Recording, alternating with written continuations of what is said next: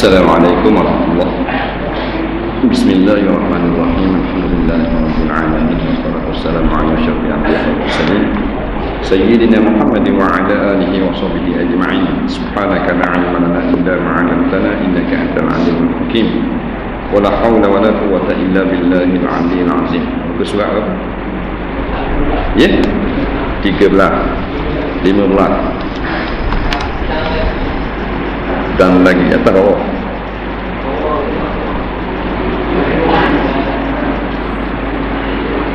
Qala al-mu'allif rahimahullahu ta'ala wa nafa'na wa iyyakum bi'ulumihi fid dharain amin ya rabbal alamin. Kata pengarang rahimahullahu ta'ala, dan lagi sabda Nabi sallallahu alaihi wasallam, tiada mendapati akan Allah oleh seorang dengan dosa yang terlebih besar daripada dosa yang jahil segala isi rumahnya. Kewajiblah atas suami mengajar ia suami akan isterinya akan segala i'tiqad ahli-sunnah wal jamaah, daripada segala yang wajib bagi Allah Ta'ala dan mustahil atasnya, dan harus padanya, dan wajib pula menyatakan segala aqidatul iman. Dan demikian lagi wajib atas suami mengajar hukum sembahyang dan barang sebagainya daripada segala yang halal dan yang haram, seperti meninggalkan mengumpat-ngumpat dan mengadu-ngadu, dan memeliharakan segala najis dan segala hukum membasuh najis. Kata pengarang rahimahullahu ta'ala,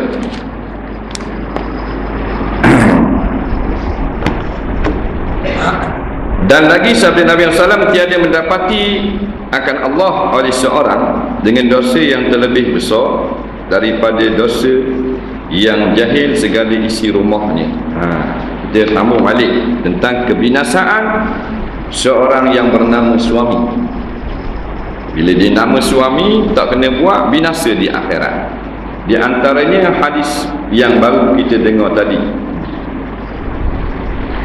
iaitu sebuah hadis yang kalau tak silap asal bunyinya, ma yalqallahu rajulun bi'a'zam ismih, tidaklah bertemu seorang suami atau seorang lelaki akan Allah Ta'ala dengan dosa yang besar, bijahalati ahlihi au kama qala, dengan sebab jahil anak isterinya. Maksudnya, pada hari mahsyar nanti manusia dibangkitkan oleh Allah, masing-masing akan dibawa berhadap kepada Allah. Kerana kita datang daripada Allah. Inna lillah, kita datang daripada Allah. Wa inna ilaihi raji'un, dan kita akan dibawa balik kepada Allah, iaitu dihadapkan ke hadapan Allah, bertemu Allah. Tapi di antara yang mana seorang laki-laki dia tak bawa dosa lain, dia tak rokok bank, dia tidak sambung, tidak berzina, tidak mencuri, tak pecah rumah, gang tak ajin isyak, rasuah jauh sekali, duduk kampung je, cari makan halal, jali ikan, rajak main teruk, main judi tak boleh. Belaga, tak kata belaga kubah, belaga ikan sekilar tak boleh, tak baik. Tetapi anaknya tidak diberi ilmu agama, maka dia menghadap Allah Ta'ala dengan dosa yang sangat besar. Orang mak gini riak cong. Sebab tu jaga baik, jaga baik. Kerana firman Allah Ta'ala, ku anfusakum wa ahlikum nar, wajib kau pelihara diri kamu dan diri anak dan isterimu. Nara dengan beri kena api neraka.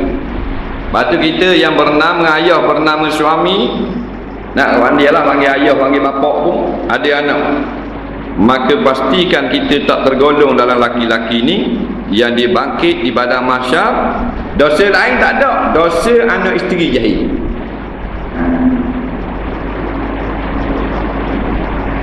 maka wajiblah atas suami mengajak ia suami akan isterinya akan segala i'tiqad ahli sunnah wal jamaah. Wajib. Tak boleh kan? Bila kahwin wajib kena ajar. Tak kahwin wajib belajar saja. Kahwin wajib ajar. Saya tak ada anak. Tak ada anak, ajar isteri. Wajib. Kalau isteri dia pandai dah serba-serbi, alhamdulillah, mudah perkiraan.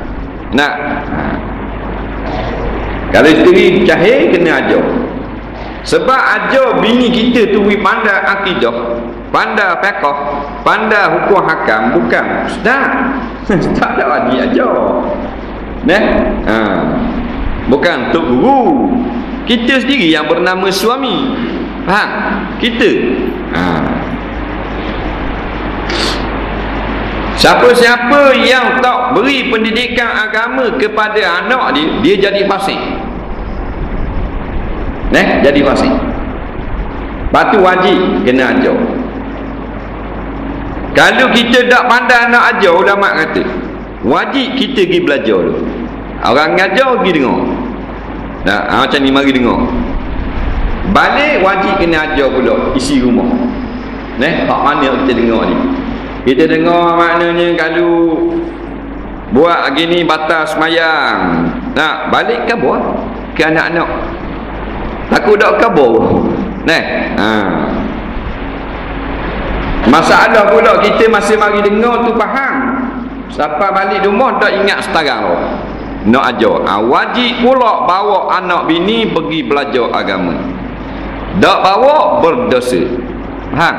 Sebab kita tanggung dosa anak dan isteri kita. Abang kita tak wajib bawa. Adik kita tak wajib bawa. Anak bini.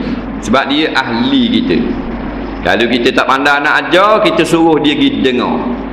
Dia tak ambil apa, malam ni bola pukul 9 lagi. Tak ada ambil bola, tak bola pergi dengar dulu. Balik sekarang dang ada bola. Tak dang sudah. Ya tak boleh gigak, terajang atas belakang biar nyembang tak tangga. Pasal kita ayuh dia. Faham? Sebab dosa dia kita tanggung lagi. Dosa dia kita tanggung. Dia tak tanggung dosa ayah, anak tanggung ayah, tanggung dosa anak. Bila mana? Bila jahil. Bi jahalati ahlihi, dengan sebab bersababiah. Dengan sebab jahil anak, ayah masuk dengan tu. Di antaranya wajib kita ajar isteri kita akidah ahli sunnah wal jamaah. Akidah ni maknanya pegangan. Pegangan. Ilmu pegangan. Pegangan ni maknanya tauhid lah. Ilmu iman. Tak tahu akidah ahli sunnah wal jamaah, jengkreng. Memang punah jahanam. Kita ajar dia. Banyak sangat yang menyeleweng di segi akidah. Sebab Nabi kata 72 umat aku dalam api neraka. 72 bukan 72 orang, 72 golongan umat aku dalam api neraka. Satu golongan saja dalam syurga. Orang tanya Nabi jawab, wa ma ana alaihi wa ashabi. Jalan yang aku berjalan di atasnya dan sahabat-sahabatku. Dihimpunkan oleh ulama-ulama di dalam kitab-kitab akidah. Sekarang terkenal dengan akidah ahli-sunnah wal jamaah. Sebab tu bila ada orang mari ngajar, kita bawa anak isteri. Melainkan anak isteri kita nak pergi belajar sekolah, tu bab lain. Kita balik sekarang, dia balik sekolah, kita ajar balik apa yang telah kita dengar. Dia kena buat gitu. Tak pandai nak ajar, suruh dia pergi belajar. Dari nak pergi kena panggil ustaz suruh ajar dia. Tidak ada uzur syar'i sama sekali. Melainkan negeri itu tidak ada orang alim, baru dimaaf pada syarak. Tu ulama sepakat belaka. Negeri yang tidak ada ulama mengajar, tak ada ustaz, tak ada kiai, tak ada tok guru, tak ada tok syekh nak mengajar, maka dia masuk Islam. Tapi tak ada orang nak mengajar hukum hakam, maka dimaaf pada syarak. Semayang berharambang pun sah. Orang mari negeri itu, negeri kafir. Tak pendakwah ajar suruh masuk Islam, Dia masuk sekapung. Jadi 3 hari ajar lebih kurang, tak boleh dah lagi ke negeri lain buat tinggal. Tak ada orang ajar semayang tu kabodah 5 waktu sehari, Zuhur, Asar, Maghrib, Isya, Subuh. Tapi cara-cara semayang yang mengatakan semayang tak dah nak ajar Fatihah pula tak pukang kali. Nah, jadi selama tak ada orang alim mari ngajar situ, penduduk baru masuk Islam tu dia semayang salah sah. Faham tak lagi? Sebab tak ada ulama. Waktu bahang subuh 18 rakaat so. Tak. Ni bahang 3 rakaat pula. Sujud 8 kali, rakaat 15 kali. So, pasal tak dan belajar dan tidak ada orang ngajar kampung tu. Nah, waktu budak tengah semayang rakaat pertama gari tinggal tu. Nah, dia akak buka tu. Bilih masuk. Sambung balik tayat awal. Baharambang kali waktu tengah semayang cakap dengan bini pula kalau lihat dia dak patah sikit. Ulama kata pasal negeri yang tidak ada orang alim. Dan negeri kita ada orang alim tau. Nah, ada orang ngajar tak? Ada. Tiada maaf bagimu, kata Syarifah Aini. Faham? Tiada maaf bagimu. Tak ada maaf. Ke guna kamu? Nah, tak ada maaf kita. Pasal kita berlambuk-lambuk orang ngajar. Nah, tambuk-tambuk. Tiba-tiba bodoh kat kita, tiada usul. Nah. Daripada segala yang wajib bagi Allah Ta'ala dan yang mustahil atas Allah dan yang harus padanya pada Allah. Di antaranya, iaitulah dipanggil ma'rifatullah. Nah. Kalau anak kita bangun tak bangun lagi, sedangkan pagi tu ada periksa SPM ataupun UPSR. Nah, pukul 6.30 kita tengok tak bangun lagi, hari ni periksa, kita gerak. Gerak tak? Gerak. UPSR apa? Tapi hari ni maaf tak sekolah, gerak tak? Subuh tak gerak. Faham? Jadi mana besar Allah dengan sekolah? Situ rosak akidah. Mana besar Allah dengan sekolah? Besar sekolah. Jadi awaludin ma'rifatu sekolah. Faham? Dah kerana sekolah gerak, hari dah sekolah subuh tak gerak, subuh jumpa Allah Ta'ala, hari lain jumpa cikgu. Mana besar cikgu dengan Allah Ta'ala? Situ bila kita buat gitu, kita tidak amanah. Dia panggil pecah amanah. Sedangkan anak-anak adalah amanah. Siang dia dah, ini tak sekolah biar dia tidur baca kau.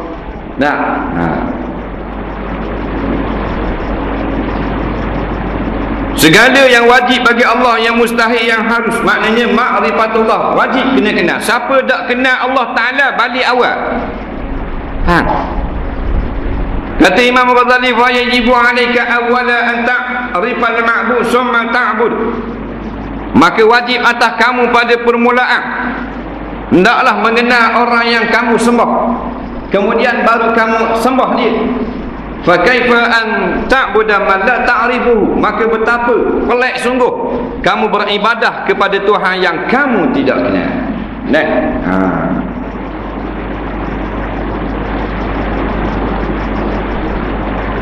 Kenal Allah Ta'ala, ilmu mengenal Allah. Bukan kenal zat, kenal sifat. Zat kita tak boleh kenal. Kita kenal Allah. Allah cipta kita ni, buat langit bumi, ingat saja supaya kita mengenal dia. Itu tujuan buat. Bila tujuan buat kita tidak tercapai, maka sia-sia kita hidup, sia-sia. Tuhan buat kita, buat langit bumi supaya kita kenal dia. Cara nak kenal dia, tengok kebesaran alam, tengok kehebatan alam, kenal sang pencipta. Tiba-tiba bila kita hidup di bumi, tak layang terus ma'rifatullah, tak ada masa nak cara Tuhan dunia. Habis sekolah cari makan ketara pagi petang, tak ada kira nak kenal Allah, tak ada nak makrifat, tak ada apa. Dan kan Tuhan cipta kita supaya kenal dia. Dia buat hebat begini sehingga manusia tak boleh nak tanding, supaya kita membesarkan dia. Kita cari makan saja je. Berat datang. Dah jeng batu buruk lagi. Dah nak kat Marudin jeng tu. jeng roti. Atasnya matang, berat tanam tu. Nah, hari Jumaat gitu lah penyakit. Gahi main kan. Dah buang musim buat di Kuala Berang, kalau Kuala Berang naik dah. Buat di Terengganu dia juga mari naik padahal dia. Dah. Patut dah buang musim tu buat di Kuala Berang, kalau Kuala Berang naik. Orang Terengganu tak payah naik. Faham? Mana buat mari buat tu di Terengganu, orang Kuala Berang tak payah naik ah. Turun juga. Nak naik juga. Betul yang jadi jeng yang bijadang. Nak main, nak tengok orang main.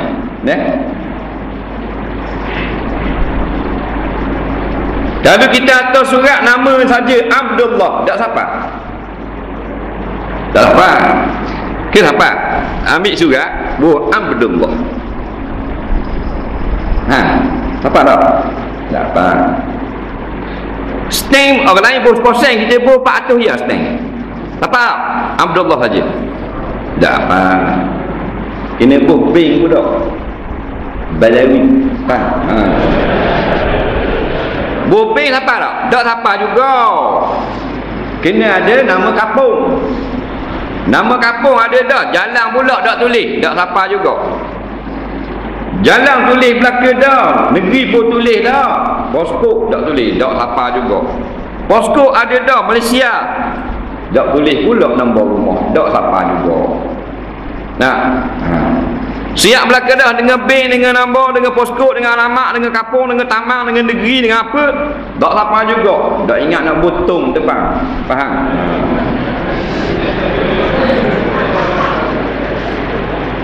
Gitulah. Maka kita dengan Allah Ta'ala biar kenal sungguh.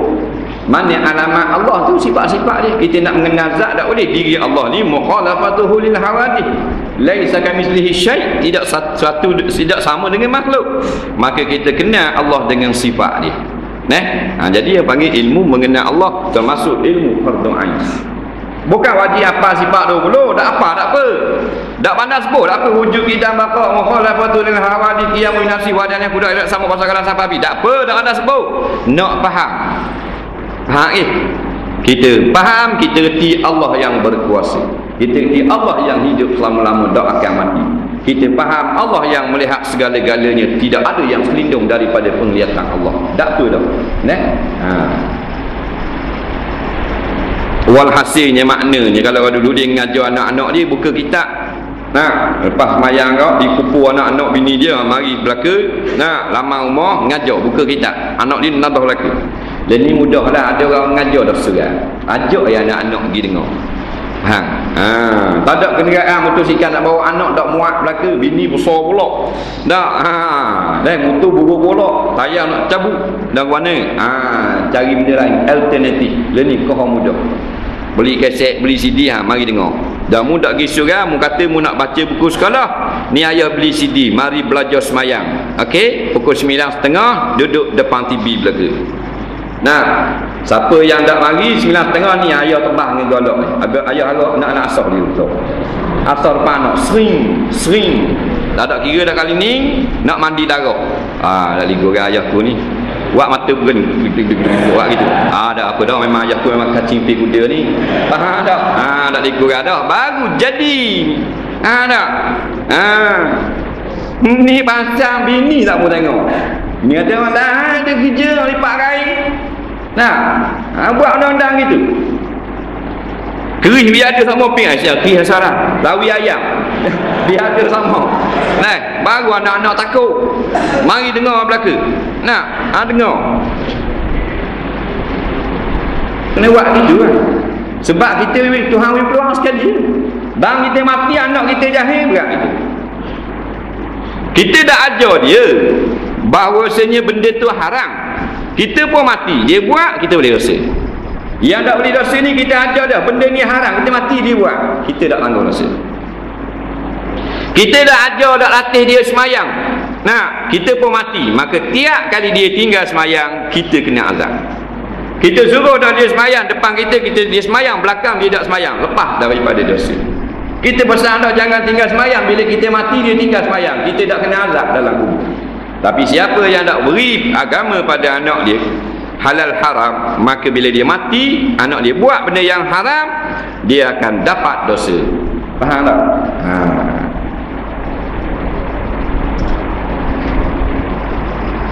Dan barang sebagainya daripada segala yang halal dan yang haram. Kena ajar belaka benda makna halal, benda makna haram. Mudah, suruh dia pergi dengar, suruh dia pergi belajar, suruh dia kawan budak-budak jenis belajar agama. Nah, atau kita bawa sendiri. Tak boleh bang, kita uzur period. Period duduklah kereta. Tak usah cakap banyak. Sebab dia kalau kita duduk di rumah, masa ni dia buat benda. Dia tengok TV mana. Kita duduk tengok orang ngajar. Anak kita melunjur terik. Bini kita nerak teru. Dah atas tikar duduk tengok orang joget. Jangan beri peluang gitu. Balik di rumah tengok orang dancing, orang joget, gambar cerita orang tiup, gapih CD. Gitu. Seperti meninggalkan mengumpat-ngumpat dan mengadu-ngadu dan meneriakan segala najis dan segala hukum membasuh najis. Dah kalau pok dah reti yang mandi junub. Kena ajar tu anak kita tu taharah. Taharah ni kalau tak ada taharah, tak ada semayang.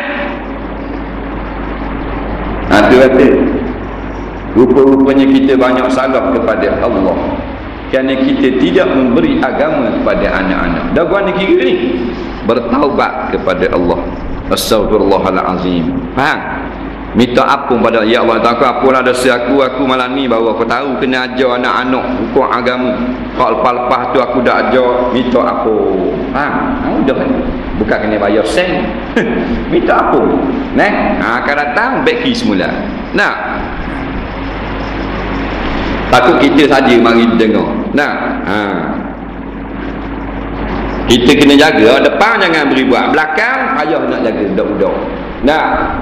Jangan sampai depan kita pun anak kita buat benda yang tidak baik, dia berani buat, maka itu tidak bernama ayah lagi, itu nama bapa. Faham? Kondang Sepanyol. Anak-anak memanglah kalau belakang kita anak siapa pun dia memang dia buat dia hendak model pasal ayah tak ada depan. Tapi sekurang-kurangnya kita ni ayah hak kita ada, anak tak berani buat. Kalau kita ada anak buat juga benda tak pakai rawat, dia tak takut, maka kita bukan ayah. Hawa-hawa nak jadi hambil ni tu. Dah depan ayah anak boleh congek untuk congek depan ayah. Kawan dia ayah mu ada, tak apa ayahku binat kau. Anak kita depan kita dia bawa motor slow, kita tak ada dia bawa laju. Biasa budak-budak pasal kita tak ada. Sekurang-kurangnya takut kita. Ni kita ada laju juga. Mana dia tak takut dah kita. Tak ada nama ayah dah. Jangan sampai tangga tu. Kena ajar hukum najis, hukum mandi, hukum taharah, nak mengenal najis. Kerana najis ni kalau kita tak pandang kat Allah Rabbi, besar panjang dah. Nikah anak dua, tanya air mazi tu najis ke tak? Tak keberat. Anak tiga tanya cara mandi junub. Anak tiga dari tu anak dua mau mandi apa? Mandi berjadah ke mandi apa? Anak tiga baru nak tanya mandi junub. Toki orang bulu kening putih, kerong bulu kening. Tak ingat lagi doa masuk tandas. Ada pasal apa? Pasal kita dak cakna. Dak cakna. Cakna kan kita orang Islam. Ya sebenarnya bukan kita belajar banyak, kita dengar pas garik je. Pukul 9 uti 2 tahun alim kan kita. Bukan lama sangat. Kan banyak sangat nak belajar, tapi dah belajar dak cara langsung. Najis yang dimaaf, dia tak tahu darah haid ke darah dia, darah puan. Dia tak tahu keluar kot dia. Kalau keluar kot tu lelaki dia boleh tahan kira. Dia tak tahu. Awet ini reti. Dah reti, dia tahu Dia banyak awet. Maknanya budak-budak puang ni, remaja-remaja perempuan, dia tak tahu benda darah haid, benda nifas, benda istihadah. Tak tahu. Sepanjang-panjang haid, sekurang-kurang haid, masa suci antara dua haid, acuh tanya. Dia tanya biar apa berteru. Tak boleh benda. Itu tengok belaki nak belaki, tak tahu ke hukum. Sama macam kelim bulu ni kau, tak tahu ke hukum. Sama macam apek kau kapah. Bodol tu. Nah, dah anak jadi anak dayuk. Dapok jahil, mak tunggang langgang, anak apaci tu mau ikut. Tak ada hukum, dak sungguh. Nah, kalau kita tak nikah lain, kita duduk sorang diri. Nah, ni dah ada tanggungan. Kita suami bodol tu. Berat kadang. Yang kita marah tu tua ni yang ambil wak natu bodoh-bodoh gitu. Faham? Suruh belajar dulu. Mu nak jadi menatu aku dia belajar agama dulu. Nah, kamu belajar agama pandang sikit-sikit. Mari yang nikah. Ni tak tahu benda. Nah, datuk tua lu pendek. Lu pendek tu tua. Tapi macam itu orang dakak tu tua. Tak ikut hukum syarak. Nah, ikut hukum syarak sikit. Bukan banyaknya. Bukan Islam ni larang jalan, larang main, larang sekan. Tak. Tapi sampai jahil terus ni, tak tahu benda ni. Tanya najis, tak reti akidah, tak reti fiqh, tak reti halah-haram, tak reti benda. Reti reti makan ke darah ni. Dah benda beza muka kambing ni kot. Tak ada beza. I'm the same. Sama je. Faham? Tunggu. Jika kau ni nak suruh nampak, bukan nak marah. Kita tanya apa makna hukum syarak. Nah, jangan tanya orang, kita tanya lembu langgung. Bumbu. Ada satu soalan. Nak tanya, lembu kata mau. Darah. Hukum syarak tu makna dia lembu.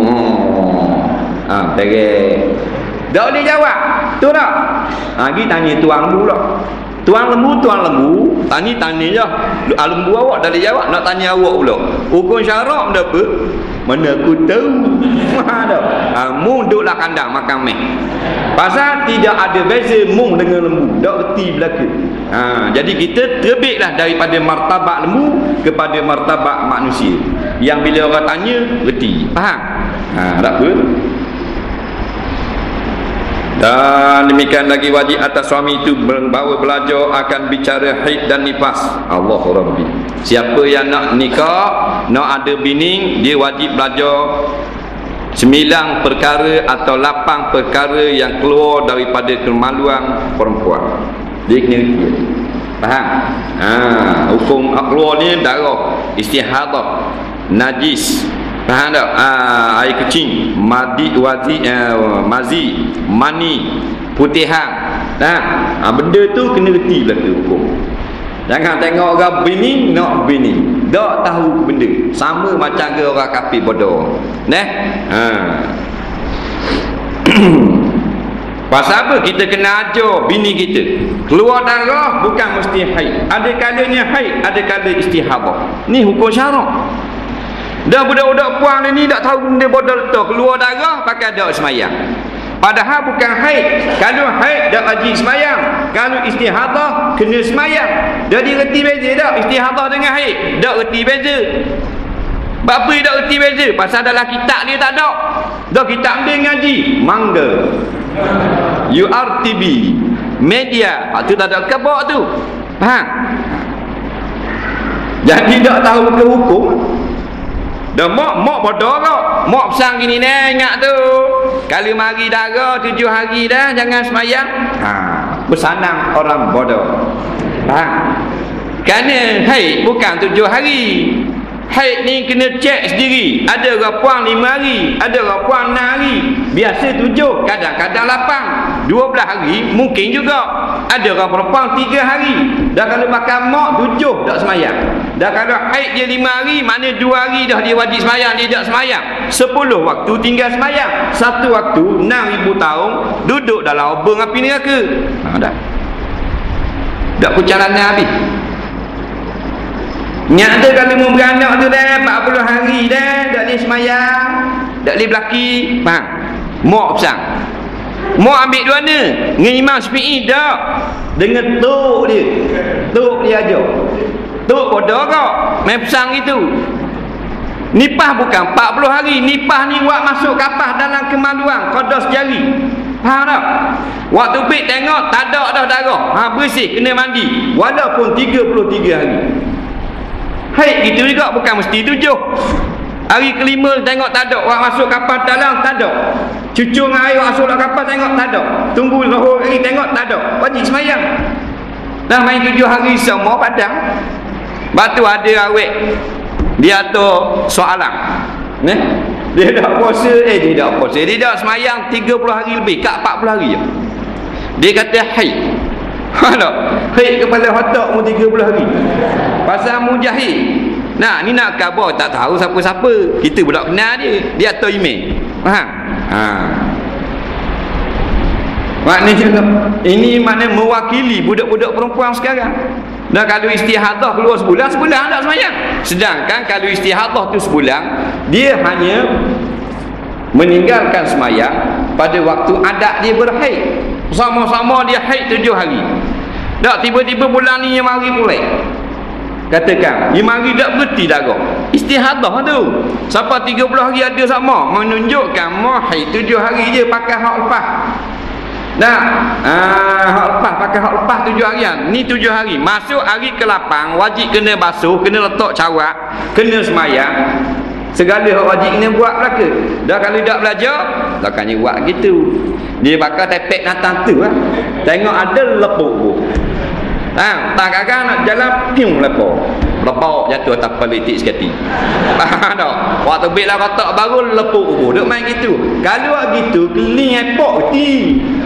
Nu kedai Hindu di sana kat epok dia reti ke? Oh, tepek natang tu. Tu tak ada benda-benda tu. Hukum dia bukan tengok luar, tengok dalam. Ada orang yang tengok luar. Oh, tak ada dah. Mayah. Dia tengok di pek. Kena ada pek. Kenapa? Benda. Benda.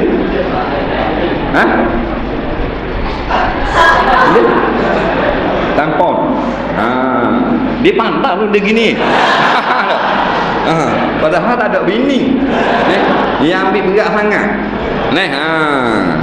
Jadi tengok situ tak ada. Dalam kemaluan ada sikit lagi. Dia tak cek dalam tu. Ukurnya dia semayang dalam haid. Berdosa besar. Nah, batu Siti Aisyah pesan perempuan-perempuan nak tengok berhenti nipah, berhenti haid. Faham tak? Wak masuk kapas. Nah, putih kapas ni wak masuk dalam jari. Jangan panjang lah, hilang kapas-kapas. Faham tak? Masuk dalam jari. Nah, tengok tak ada dah. Lepas tu beri masa sikit lagi tengok tak ada juga. Tu habislah masa dia. Nah, dia gitu. Dia nak ceritakan maknanya kita ni belajarlah senang. Bukan nak khabar cerita haid tu saja. Segala-galanya kita pergi belajar senang. InsyaAllah kita lepas daripada kemurkaan Allah. Ada orang ngajar kita ada telinga. Nah, habis balik tak kena piti sekepek. Mana ada orang cah dia ni ngajar. Free free. Bola ni bayar taket. Buang musim nang ya. Kapal terbang maiding seria.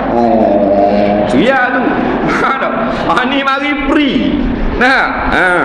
Piti ada 18 ya lah cek balik lagi 18 kau. Sekarang aku tak mau. Dah kena cah free. Nambah kau. Wadah tu. Daripada wadah jadi cerdik, daripada gelap jadi cerah. Pahala pula boleh. Gi balik pula fi sabilillah. Rahmat pula. Nabi kata malaikat pula tolong doa mana-mana orang mari dengar orang ngajar, malaikat doa biar panjang umur. Tu ada.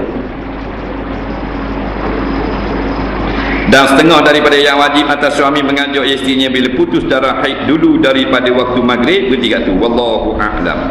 Kita tengok soalan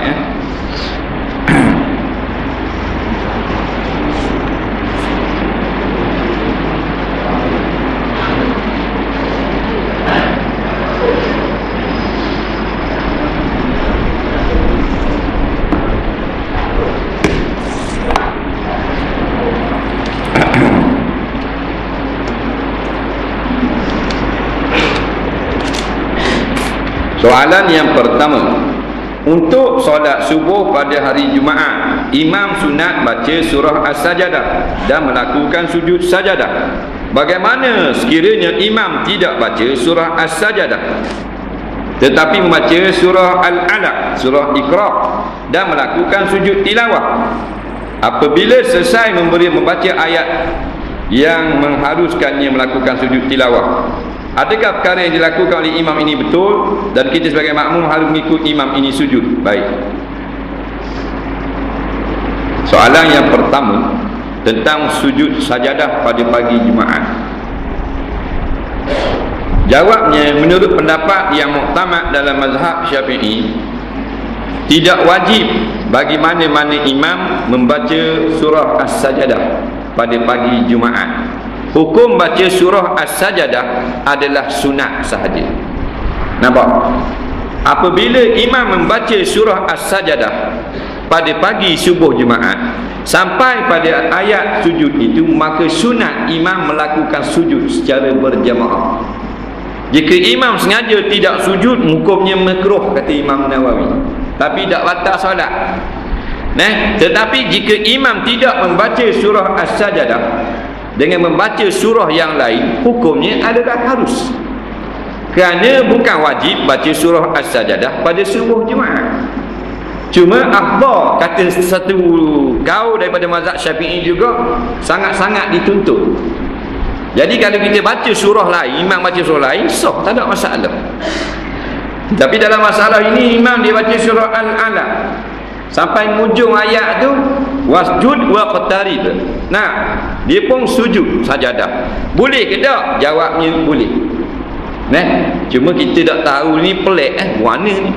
Nak baca surah Iqra ke dia sujud. Memang surah Iqra hujungnya sunat sujud. Cuma imam jarang sujud sebab dia ngujung dah. Bila kita naik daripada sujud baru boleh rakaat. Kan? Orang sujud wasjud wa qatarib. Allahu akbar, sujud sajadah. Makmum yang tidak sujud batal berlaku sembahyang. Ingat tu walaupun surah Al-Alaq, walaupun subuh Jumaat. Tapi kalau imam tak sujud, makmum tak payah sujud. Ikut imam lah. Ju'ilal imamu liyutamma bih. Dijadikan imam di hadapan supaya kita ikut, bukan kita lawan. Ikut. Dia sujud, kita sujud. Tak sujud, sudah. Naik daripada sujud, habis dah ayat nak baca pasal dia ngujung. Iktidak pula dah. Qiyam sekurang-kurangnya tamak ninah, baru sah rakaat. Allahu akbar. Jadi tak ada masalah. Benda ni ayat sajadah, alif lam sajadah tak wajib baca subuh Jumaat, tapi kalau baca sunat sujud sajadah. Soalan seterusnya, seekor lembu boleh tak saya nak buat akikah 7 orang adik-beradik? Jawabnya boleh, atas kaul yang mengatakan harus. Kerana seekor lembu tu, kata ulama' fiqh, boleh dibahagikan dengan 7 bahagian. Orang tanya Syekh Ibn Hajar, boleh tak untuk satu bahagian daripada lembu korban itu dibuatkan akikah? Jawabnya boleh. Jadi kalau 7 bahagian, 7 orang anak akikah, boleh. Hukumnya harus. Dan yang afdal dengan 1 nyawa, iaitulah seekor kambing ataupun 2 sunat. Soalan seterusnya,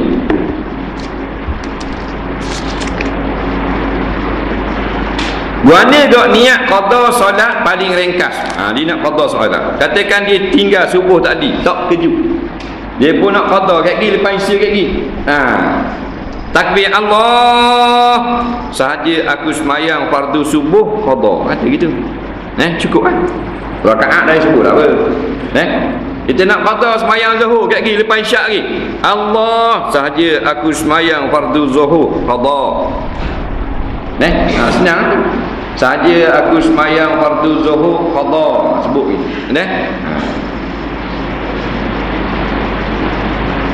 Niat mandi wajib hak pendek sekali, guana kau. Tengok, dia nak hak pendek. Orang nak panjang, dia nak pendek. Niat nak pendek. Jangan mandi pendek, mandi biar rata. Niat pendek. Sahaja aku mandi yang wajib. Ada. Nampak? Sahaja aku mandi yang wajib. Boleh tak? Saya budak baru belajar ni. Ingat soalan tadi. Tak ada masalah. Baru belajar belaka ni. Soalan seterusnya.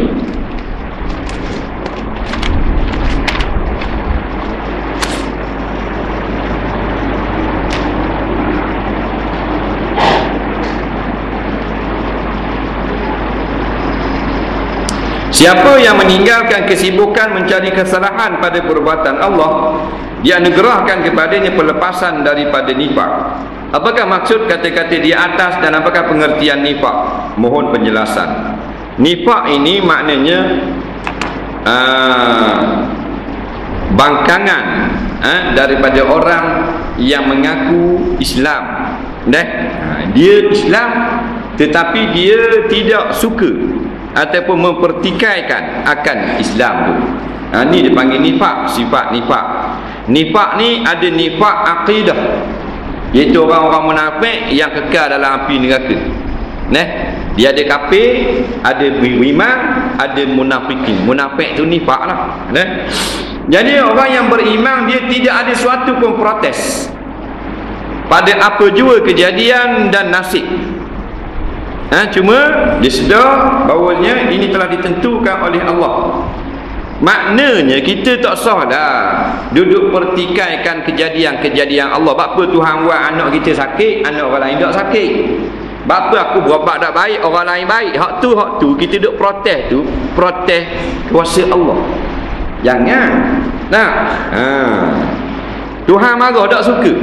Orang yang benar-benar beriman, dia tidak akan ada benih-benih nifak seperti itu. Orang ni tak kafir tapi benih-benih munafikin. Jangan duk persoal apa Tuhan haram, apa Tuhan tak kata halal, apa tak boleh, apa gini, apa gitu. Jangan kita kuari. Kita ni hamba Allah. Tuhan buat apa saja kita terima lah. Lepas tu Nabi ajar, walaupun masuk selumbar, kita jawab inna lillahi wa inna ilaihi raji'un. Kita ni milik Allah, kau pandai apa Allah nak buat ke kita pun. Wa inna ilaihi raji'un, dan kita akan balik bertemu dengan dia pula lagi. Tuhan akan soal kita pula. Kita akan balik temu dengan Perdana Menteri. Kita akan mati jumpa dengan MT. Jumpa Allah Ta'ala. Jadi kalau kita duduk komplain Allah dah nak pergi jumpa Allah, berat nanang lah kita. Apa aku tak senang pergi Tuhan buat, apa Tuhan buat orang lain je senang. Benih-benih munafikin. Jangan solayang gitu. Kerana Allah Ta'ala dikabur dah. Suruh kita berusaha, tapi ingat usaha kita tidak pasti berjaya. Kalau Nabi kata man jadda wajada fi sabilil adah, pada jalan adab saja, bukan hakikat. Siapa yang berusaha pasti berjaya. Pasti itu maknanya pada adab. Sebenarnya kejayaan di sisi Allah Ta'ala. Ingat baik-baik. Lepas tu jangan pertikai apa yang Tuhan buat. Apa orang lain je senang, aku tak senang. Nanti dia pertikai, marah dah. Orang ni orang yang akhirnya dia menolak takdir. Bila menolak takdir, jadilah tapi na'udzubillah.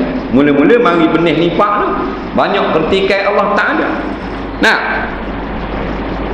Utuh kasih dia main orang lain pula Syekh.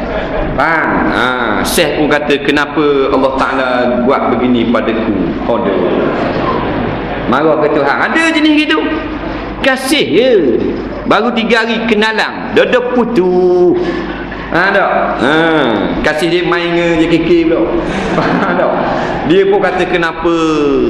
Kenapa banyak. Tulis dalam mesej kenapa tak betul mau Tuhan. Jadi bodoh gitu dah.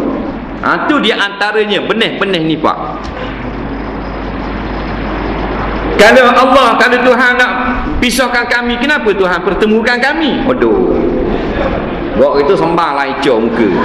Siapa mu nak pertikaikan Allah Ta'ala ni takbir sekalian alam, nak melayang mu seka.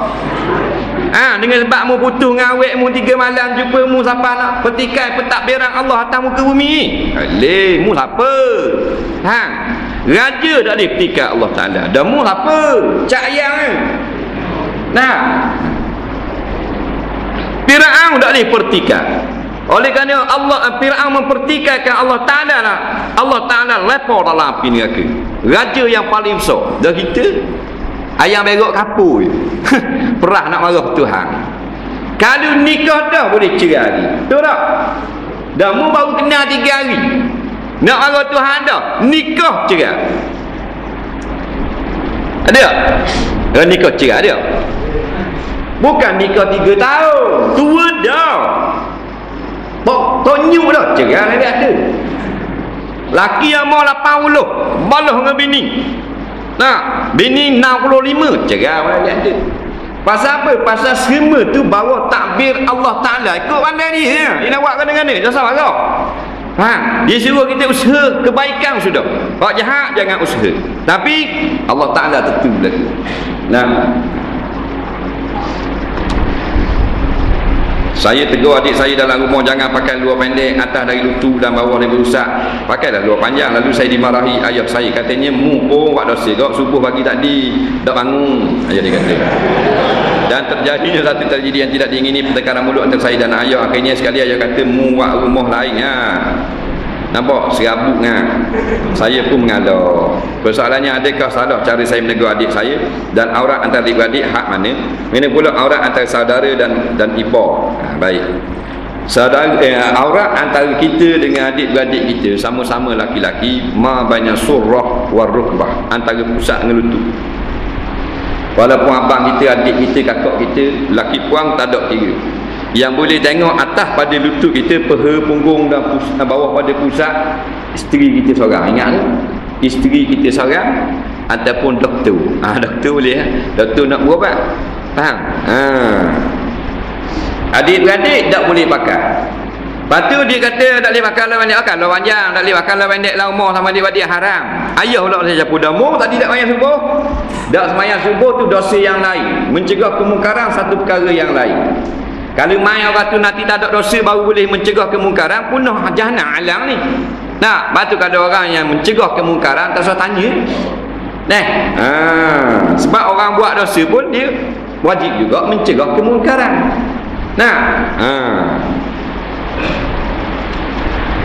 Macam orang curi lah, pecah rumah malam-malam. Nah, dia pecah rumah orang lah kampung, dia copeh itu, dia masuk tuang dengan situ. Nah, bahan piti besi pecah, bahan ribu-ribu piti dengan subang gelang atas tuang mah tak sedar. Dia pun turun, masa turun bahan seguni. Nah, ratus ribu kan. Seguni bawah. Api batu geling napis tak bahan lagi. Nah, bila turun tu, orang pun tengok, orang curi, orang pun kejar belaka. Ramai kejar nak katak kan. Nah, berodok dah, muda-muda kejar kau. Jadi bila masa kejar tu, hak seorang hak tukang tengok tu dia orang baik. Dia pun tengok budak-budak muda kampung dia set curi kejar juga. Ada kali kata, "Mu tak boleh kejar pasal mu curi buatan pun ni." Faham tak? Maknanya kejar dulu untuk mencegah kemungkaran yang besar ni. Faham tak? Padahal hak kejar orang curi tu, dia curi tu. Tapi tak percuma lah. Bahan belok, bahan magak, faham tak? Bahan kain buacin orang jemur malam-malam dalam kampung, curi juga. Bahan wapelang orang malam-malam, curi ayam oleh patah. Tapi ada orang curi besar lagi, dia kejar juga. Faham tak? Maknanya jangan sampai kita ni tak ada dosa baru boleh larang orang. Dalam kita buat dosa pun kita wajib kena cegah orang buat dosa. Faham? Cuma kalau kita cegah orang buat dosa saja, kita tak tinggal dosa, kita yang rugi. Itu masalah lain. Jadi masalahnya gitu jugalah. Kalau ipar, laki-laki ingatlah, auratul rajuli ma baina surrati wa rukbati. Laki antara pusat dengan lutut lah. Diri pusat, diri lutut tu bukan aurat. Mutammimul aurat. Nak menyempurnakan aurat. Faham?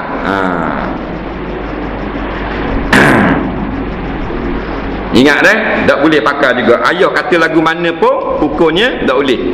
Yang boleh tengok peha punggung kita hanyalah isteri kita. Faham? Jadi lain pada isteri antara pusat dengan lutut. Biar comel sikit. Pasal banyak je ni main Allah pendek je lah mari. Dia tidak apa sama lelaki. Aduh, tak apa. Ngaji tu tak boh main tak apa mo. Tak boleh sama lelaki pun. Soalan seterusnya. Apakah maksud berkat? Rezeki dikatakan berkat, macam mana kita nak tahu bagaimana pula maksud berkat umur manusia? Berkat ni barakah. Berkat tu bahasa Melayu dah. Asal barakah. Barakah. Barakah ni kata ulama ziyadatul khair. Bertambah kebajikan. Macam mana kita nak tahu harta kita barakah atau berkat kata Melayu ni? Kita boleh tahu iaitu dengan kita kerja selama ni dengan kita duduk kedai ni, kita duduk niaga boleh pitih ni, kita duduk kerja dengan orang ni, kita jadi kau buat baik tak le ni, kau banyak tak pergi surat, kau banyak tak bersedekah, kau banyak le ni, barakah. Situ beza. Kita pun muhasabah balik, kira-kira sejak aku ada 3 hotel kedai ni, sejak aku naik pakat le ni, kau kurang di surat ke kau banyak, kau kurang le ni, tak ada barakah.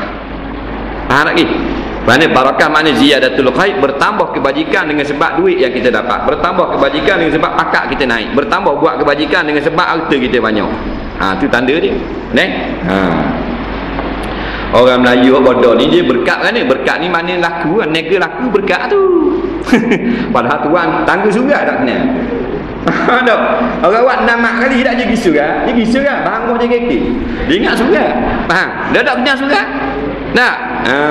Tu bukan berkat tu, waktu soi. Faham? Niaga laku, pakat naik sama, projek boleh sama, tapi tak kenal tangga surga, tangga masjid. Dah dia nak buat kebajikan, bukan berkat. Melayu panggil maja, Cina panggil soi. Faham? Seumur saya bekerja, saya tak simpan pun duit dan jarang beri pada mak saya, apatah lagi nak simpan duit di bank. Dalam cetong saya tak sampai RM10. Apakah rezeki saya tak berkat? Lepas tu kata tadi, dia kait berkat ni mu boleh buat ibadat tak? Mu boleh buat kebajikan tak? Mu siapa yang dekat tak dengan agama? Kau dekat, kau berkat tu. Dengan mu naik pakat ni sampai jauh dah daripada agama, tak berkat tu. Dia gitu. Mu duduk jual kedai ni, 2-3 kedai niaga laku sangat ni, boleh pergi surat gila ni, dah lagi dah ni sibuk, tak berkat tu. Jadi berkat bukan atas piti banyak sikit. Dengan harta itu, dulu kita naik motosikal sampai mak surat. Dan ni bakal Faisiri ni dah ladang. Maknanya BMW mu suai tak berkat. Faham? Hak berkat motosikal buruk mu dulu. Pas mana mu tahu habis. Dia gitu. Hak mana boleh bawa kita pada kebajikan, hak tu berkat. Jak kaya miskin.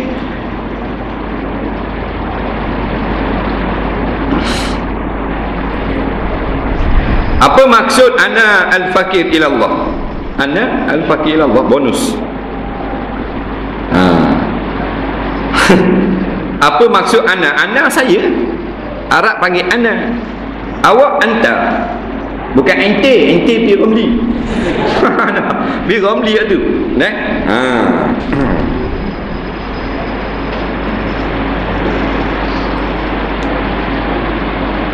Al-fakir. Al-fakir maknanya hamba yang sangat berhajat. Hamba yang sangat berhajat ilallah, kepada Allah. Maknanya al-fakir ilallah, maknanya kita sangat berhajat kepada pertolongan Allah. Boleh?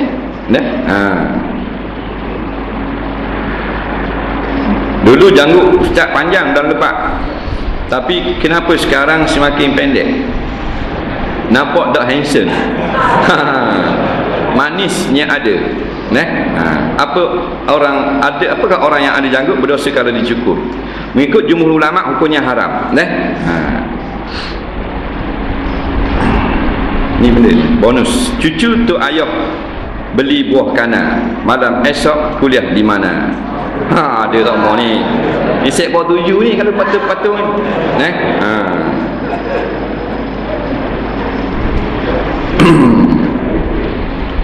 Nak jawab aku ni. Bersama JKK ke rantau panjang, malam esok di Pulau Musa.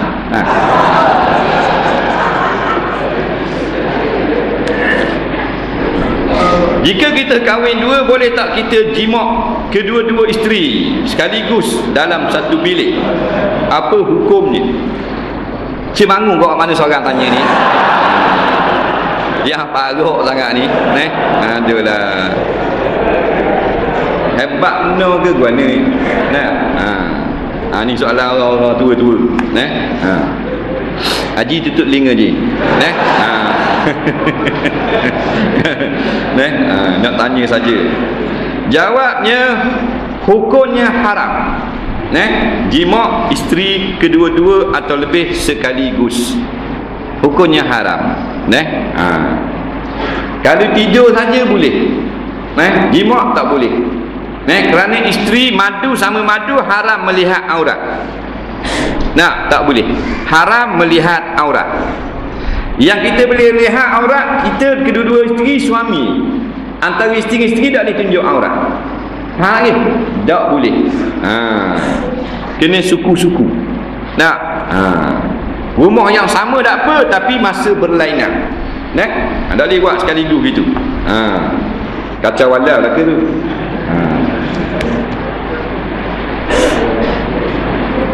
Makmum bercakap ketika khatib berkhutbah, lara pahala Jumaat atau perbuatan bercakap itu lara. Mana cara bersanding yang tidak haram? Tukang ambil gambar bersanding bukan mahram, boleh ke tak? Lara pahala Jumaat. Dia kata dengan sebab bercakap masa khatib berkhutbah, bukan pahala sembahyang Jumaat, pahala mendengar khutbah lara, tak ada benda. Jadi mun dikira tidak mendengar khutbah pada hari itu, pahala sembahyang Jumaat ada, pahala dengar khutbah. Sebab dia Jumaat ni banyak pahala. Macam gaji lah, dalam suku-suku. Jadi gaji datang awal suku, gaji iktikaf suku, gaji mendengar khutbah suku, gaji sembahyang Jumaat suku pula. Jadi siapa yang bila orang khutbah dia bercakap, maka batal pahala mendengar khutbahnya. Lara. Sembahyang Jumaat tak lara. Yang kedua, dia tidak dapat keampunan selama seminggu, bonus sebagaimana datang dalam hadis. Kerana dalam hadis kata siapa yang datang ke Jumaat, Nabi pun bilang buat gini dan mendengar isi khutbah, dia tak dengar, dia lara, maka tak dapat pahala ghufira lahu.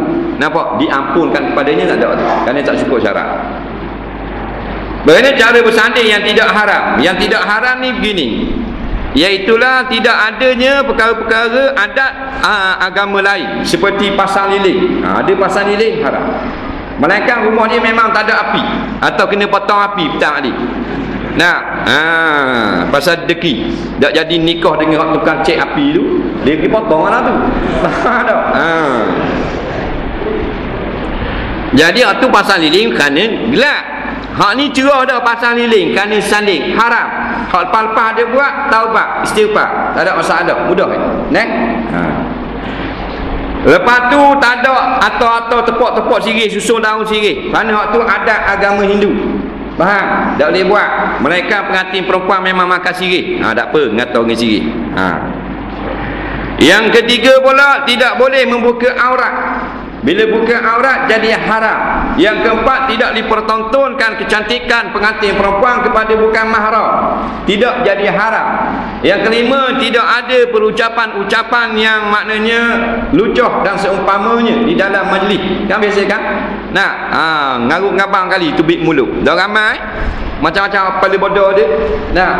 Kemudian pula pengantin bukan nak membanggakan diri, tunjuk keelokan dan kecantikan diri kepada orang.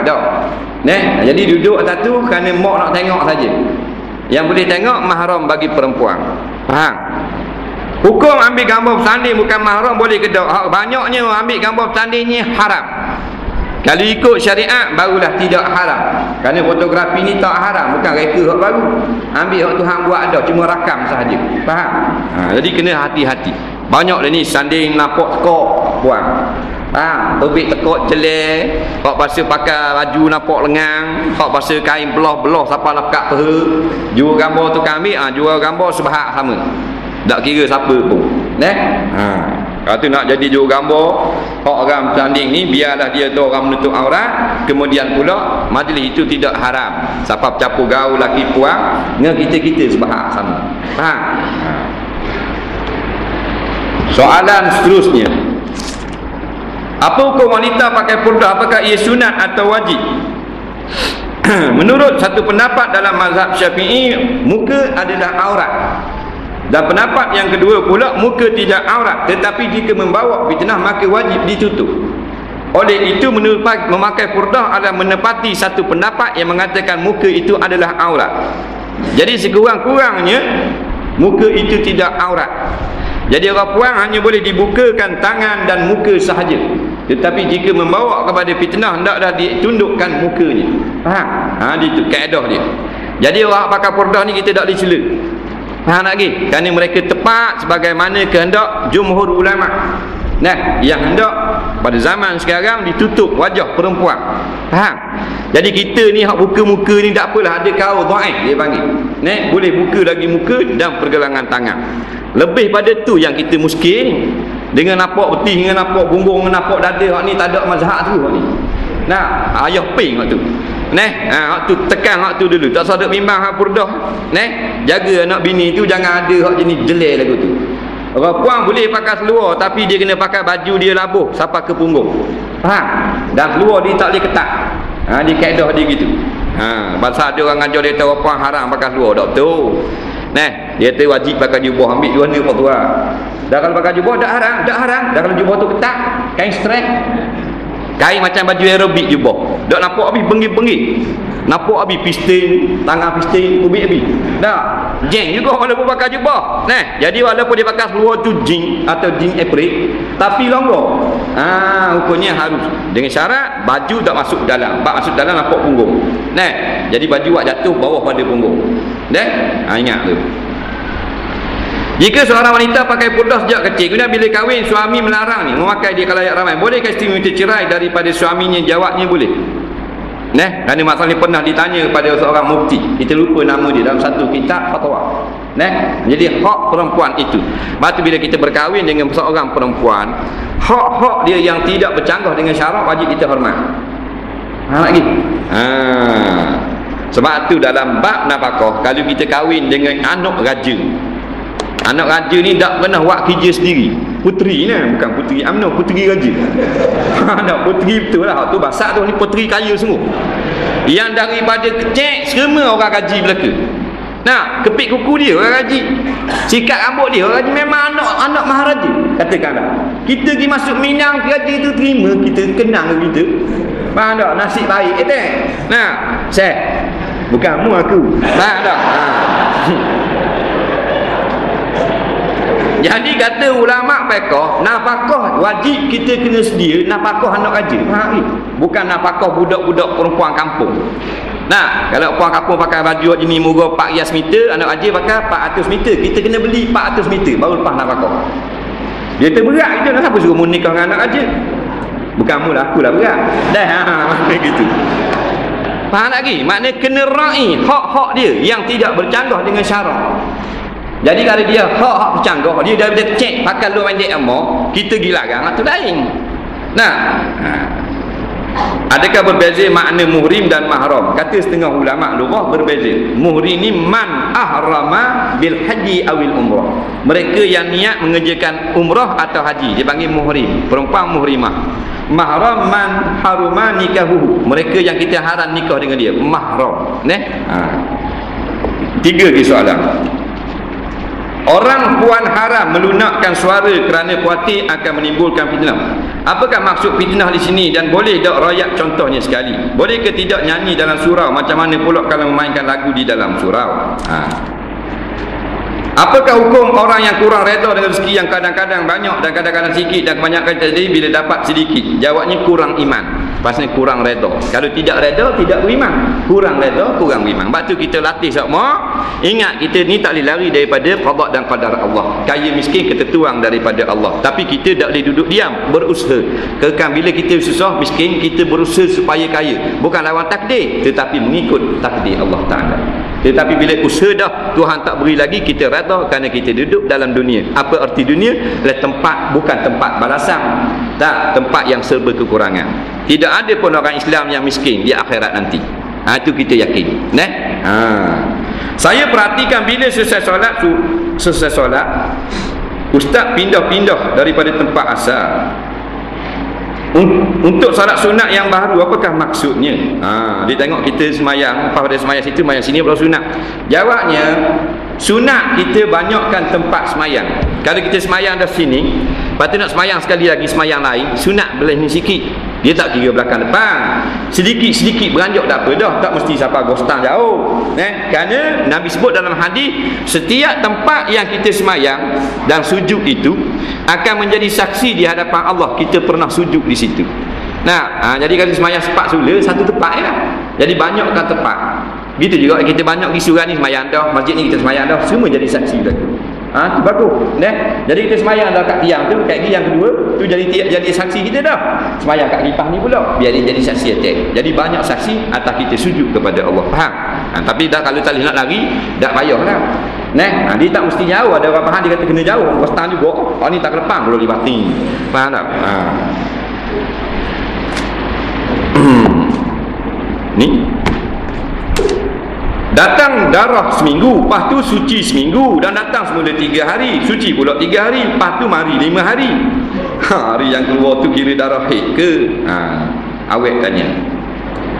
Keluar darah seminggu, lepas tu suci seminggu 14 hari, datang pula 3 hari, 14 campur 3, 17 hari. Suci pula 3 hari, lepas tu 17, 3, 20 hari, mari pula 5 hari, 25 hari. Ni bukan haid dah ni. Ini darah istihadah, darah penyakit. Dia gini, paling lama haid ialah 15 hari 15 malam. Jadi kalau keluar 14 hari, kalau keluar 10 hari, katakan 10 hari keluar, atau seminggu lah, seminggu. Lepas pada seminggu tu keluar lagi. Selama mana? Selama 6 hari. 7 campur 6, 13. Maka yang 6 hari itu adalah haid. Sebab lepas minggu sama-sama dah keluar lagi. Lepas tu dia berhenti. 13 berhenti, maka haid semua. Nampak ni?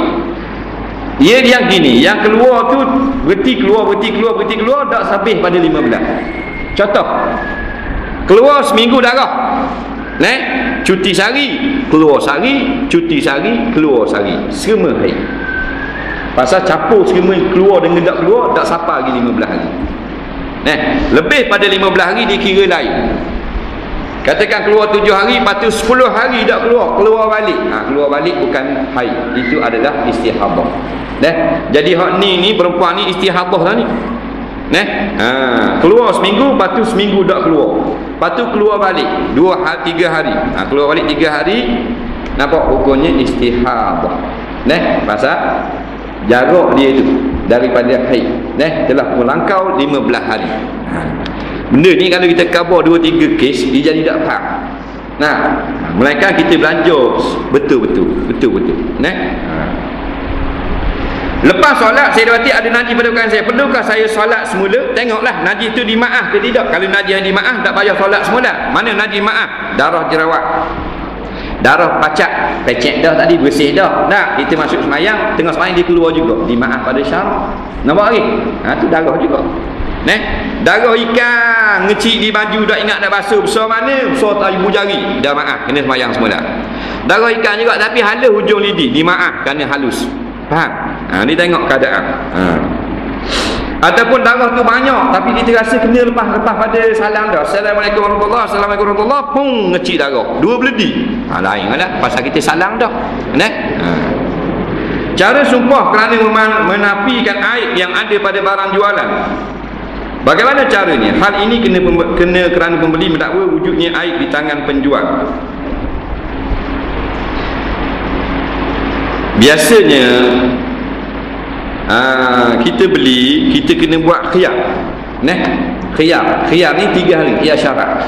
Kita akan cari keaiban barang. Kalau ada, kena pulang balik dan penjual kena terima. Tapi kalau tidak ada khiyar, dia panggil khiyar majlis. Selama duduk dalam majlis, kita tukar balik boleh. Tapi keluar pada majlis tak boleh tukar balik, melainkan tuan kedai redha.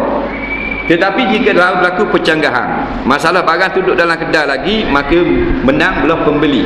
Tapi barang tu ada di tangan kita dah, rumah dah, menang belah penjual atas budi bicara penjual.